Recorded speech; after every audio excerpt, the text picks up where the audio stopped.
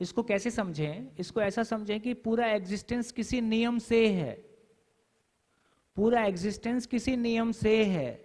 मैं नियम को समझूं तो ठीक, नहीं समझूं तो ठीक, जानूं तो ठीक, नहीं जानूं तो ठीक, मानूं तो ठीक, नहीं मानूं तो ठीक। इससे नियम पे कोई फर्क पड़ता है? नियम बदल जाता है ना?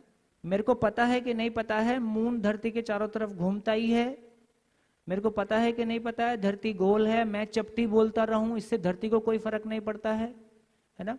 तो ये पूरी सृष्टि, ये पूरी कायनात अपने किसी नियम के साथ है। मैं समझूं या नहीं समझूं, हार्ट अपना काम करता है, किडनी अपना काम करता है, खाना खाने के बाद खाना पचता है, शरीर का साइज बढ़ता है, हाइट बढ़ती है, हेल्थ बढ़ती है, मैं कुछ भी समझूं या नहीं समझूं।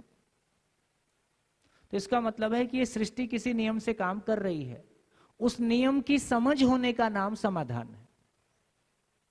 तो अपन कहां ले गए इसको? अपन ये कह रहे हैं कि यदि पूरी सृष्टि किसी नियम से संचालित है, वो नियम ना हिंदू है, ना मुस्लिम है, ना सिख है, ना ईसाई है, पूरी सृष्टि में मानव का होना भी हिंदू मुस्लिम सिख, आदमी गुफा में था तो हिंदू था कि मुस्लिम था,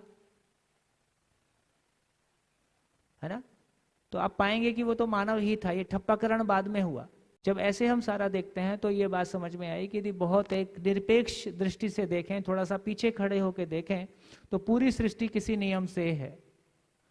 उस नियम में मानव का सृष्टि पे होना भी, मानव का इस धरती पे इवॉल्व होना भी किसी नियम से है।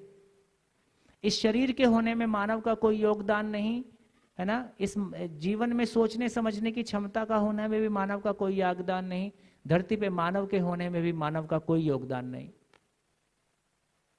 ये जो मानव का होना है ना, फिर उसके सुखी दुखी होने का भी कोई नियम है। अब ये कह रहे हैं, अगले 8 दिन में हम ये चर्चा करने वाले हैं कि जिस तरह से यूनिवर्सल लॉज हैं, तो मानव के सुखी होने का भी कोई यूनिवर्सल लॉ है, वो भी हिंदू मुस्लिम सिख ईसाई के लिए एक जैसा है, उसमें भी कोई फर्क नहीं पड़ता है। धीरे धीरे वो जो प्रकृति के नियम हैं, वो जो नेचर के नियम हैं, चाहे वो मानव के बारे हैं, चाहे वो सृष्टि के बारे हैं, उस नियम को पहचान लेने का नाम समाधान है, समझ है।